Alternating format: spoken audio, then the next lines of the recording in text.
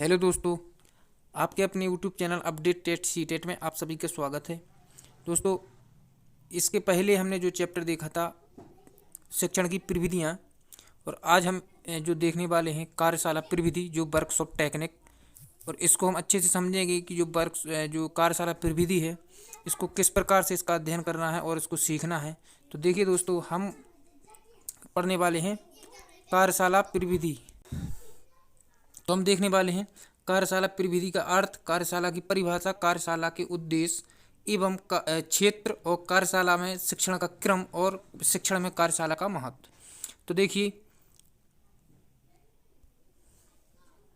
कार्यशाला एक निश्चित विषय पर परिचर्या का प्रयोगात्मक कार्य होता है जिसमें सभी प्रतिभागी सदस्य अपने ज्ञान, अनुभव और कौशलों के पारस्परिक आदान प्रदान के द्वारा विषय के बारे में सीखते हैं और शिक्षक अपने शिक्षण में सफलता पाने के लिए विविध विधियों और प्रविधियों का प्रयोग करता है। कार्यशाला प्रविधि ऐसी ही एक प्रविधि है। इसकी सहायता से छात्रों में क्रियात्मक पक्षीय उच्च अधिगम को सुनिश्चित करने के लिए प्रयास किया जाता है। कार्यशाला वर्कशॉप शब्द का प्रयोग अभियांत्रिकी के क्षेत्र में अधिक किया जाता है, जैसे रेल वर्कशॉप, सड़क परिवहन कार्यशाला आदि, जहाँ पर रेल इंजन बसों को निर्मित करने व उसकी मरम्मत की व्यवस्था होती है। कार्य करते हुए ही यहाँ पर कुछ सीखा जा सकता है, अतः इस प्रविधि में श्रम आधारित स्वयं सक्रिय रहते हैं और व्यवहारिक क्रियाकलापों में अधिगम को महत्व दिया जाता है। हम देखेंगे मीनिंग्स ऑफ वर्कशॉप, कार्यशाला का अर्थ और इसको कैसे समझना है। देखिए, कार्यशाला एक वह प्रविधि है जिसमें छात्र वास्तविक रूप से सक्रिय रहकर कार्य करते हैं और समूह के सदस्यों के अनुभवों के पारस्परिक आदान प्रदान के द्वारा किसी विषय की जानकारी प्राप्त करता है। चूंकि छात्र इसमें सक्रिय प्रतिभाग करता है, अतः प्राप्त ज्ञान स्थायी, विश्वसनीय, उपयोगी होता है। इस प्रविधि का प्रयोग छात्रों के क्रियात्मक पक्ष के विकास के लिए किया जाता है। इसमें प्रायोगिक कार्य द्वारा ज्ञानार्जन को महत्व दिया जाता है। दोस्तों, करके सीखना जिसको कहते हैं, जो वह सिखाते हैं उसको बच्चों के द्वारा क्रियाकलाप कराएंगे और उसको सिखाएंगे। इसी के द्वारा हम जो है इसको सफल बनाते हैं और यही इसका अर्थ है। चर्चा, छात्रों में क्रियात्मक पक्ष के विकास हेतु कार्यशाला अतिरिक्त शिक्षक और कौन कौन से हैं क्रियाकलाप करा सकता है, कार्यशाला का आयोजन क्यों किया जाता है, इन सब पे बात करेंगे। और कार्यशाला की परिभाषा देखेंगे। Definition of workshop doctor Pritam Singh के अनुसार है, कार्यशाला आमने सामने का ऐसा प्राथमिक समूह है जिसमें सामाजिक अंतःक्रिया अधिक नज़दीक तथा प्रत्यक्ष होती है और यह सदस्यों पर अधिक सामाजिक नियंत्रण रखती है। तो दोस्तों यही। और देखेंगे दूसरी परिभाषा है शिक्षा शब्दकोश के अनुसार है, कार्यशाला एक शैक्षणिक प्रविधि है जिसमें समान रुचियों और समानताओं से युक्त व्यक्ति उपयुक्त विशेषज्ञों के साथ प्रायः आवासीय और कई दिवसों की अवधि में आवश्यक सूचनाएं प्राप्त करने और समूह अध्ययन के माध्यम से समाधान निकालने के लिए मिलते हैं। तो दोस्तों, इस प्रकार से जो कार्यशाला की परिभाषा है इसको आप देख सकते हैं।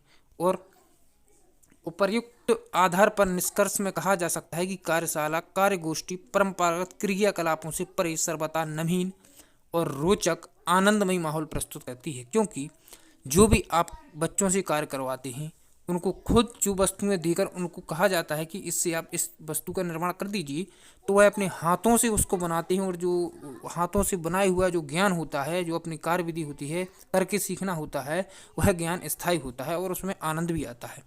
इसी प्रकार छात्र छात्राएं स्वतंत्र होकर अपनी रुचि से कार्य करते हैं तथा अपनी अंतर्निहित क्षमताएं व मानसिक चिंतन अपने वास्तविक रूप में हमारे सामने आते हैं। हम देखेंगे एम्स ऑफ वर्कशॉप टेक्निक, कार्यविधि प्रविधि के उद्देश्य। तो देखिए, ज्ञानात्मक उद्देश्य हैं आपके शिक्षण संबंधी समस्याओं का समाधान है और शिक्षण प्रकरण के व्यवहारिक पक्ष को समझना, शिक्षण उद्देश्यों एवं विधियों का निर्धारण करना तथा उनकी जो है प्रभावशीलता का मूल्यांकन करना कार्यशाला का मूल मंत्र है। देखिए, उद्देश्य प्राप्ति के लिए आपस में मिलजुल कर सहयोगात्मक भावना ही कार्य करना है। क्रियात्मक उद्देश्य के बारे में बात करेंगे। शिक्षण की विशिष्ट क्षमताओं का विकास करना है, समूह में कार्य करने व सहयोग की भावना का विकास करना है, शिक्षण की प्रभावी विधियों और प्रविधियों का निर्धारण करना, शिक्षा व शिक्षण की नवीन उपागमों का प्रशिक्षण देना और शिक्षण कौशल का विकास व सुधार करना। कार्यशाला का क्षेत्र देखेंगे फील्ड ऑफ वर्कशॉप टेक्निक। हम बात करेंगे शिक्षा के क्षेत्र में कार्यशाला प्रविधि बेहद उपयोगी है। इसका उपयोग शिक्षण में व्यापक रूप में किया जा सकता है। इसके क्षेत्र में निम्नलिखित कार्य सम्मिलित हैं। पाठ योजना के नवीन प्रारूप बनाने हेतु, क्रियात्मक शोध के प्रयोग हेतु, पाठ योजना में प्राप्त उद्देश्यों को व्यवहारगत परिवर्तनों के रूप में लिखने हेतु और नवीन प्रकार की परीक्षाओं के प्रश्न पत्रों के निर्माण हेतु जो है आपका विविध प्रकार की प्रश्नावली निर्माण हेतु इस प्रकार का आपका कार्यशाला का क्षेत्र है।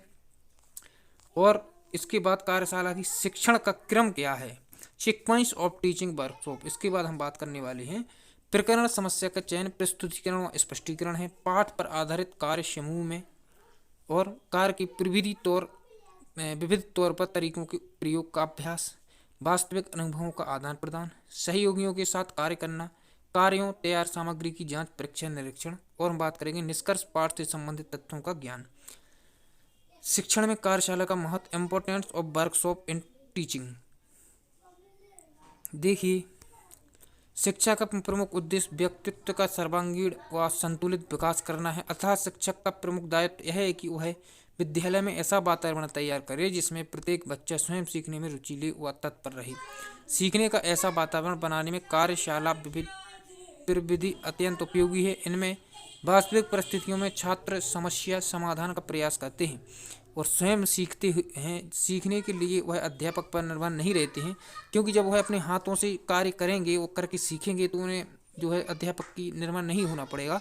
समूह के सदस्यों के साथ मिलकर कार्य करते हुए अब नवीन अनुभव प्राप्त करते हैं, जो कि करके सीखना उसको कहते हैं। इसके बाद हम बात करेंगे भ्रमण प्रविधि से आशा है घूमना स्पष्ट है। इस विधि में स्थलों, वस्तुओं और ज्ञान झूम झूम कर प्राप्त किया जाता है। इस विधि को शैक्षिक भ्रमण भी कहा जाता है। भ्रमण के पश्चात सीखी गई बातों का लेखन अवश्य करवाना चाहिए ताकि ज्ञान स्थायी रहे।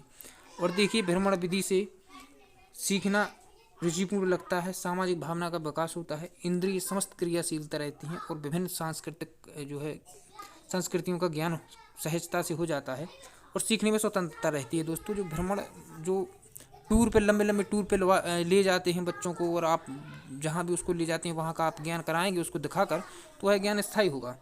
देखिए, ऊपर विवेचन से स्पष्ट है कि समस्त शिक्षण विधियाँ अपने विशेष स्थान के लिए शिक्षक पर यह गुरुत्व दायित्व है कि वह विषय छात्र स्तर संसाधनों के अनुसार विधियों का शिक्षण में अनुपयोग करे और अधिकतम की गुणवत्ता में उत्तरोत्तर सुधार का लक्ष्य प्राप्त करे। इसी के साथ आगे आप देखिए, इस प्रकार के आपके प्रश्न बनेंगे कि प्रश्नोत्तर विधि से किस प्रकार की शिक्षण का विकास करने में सहायक है, और जो है विवरण विधि का जो है वर्णन कीजिए। इस प्रकार से आप देखिए कार्यशाला प्रविधि का क्या अभिप्राय है। और देखिए, कार्यशाला प्रविधि को स्पष्ट करते हुए इसके उद्देश्यों पर प्रकाश डालिए और कार्यशाला का क्षेत्र क्या है, इसमें शिक्षण का क्रम कैसा होना चाहिए, इन सब पे आपको बात करना है। और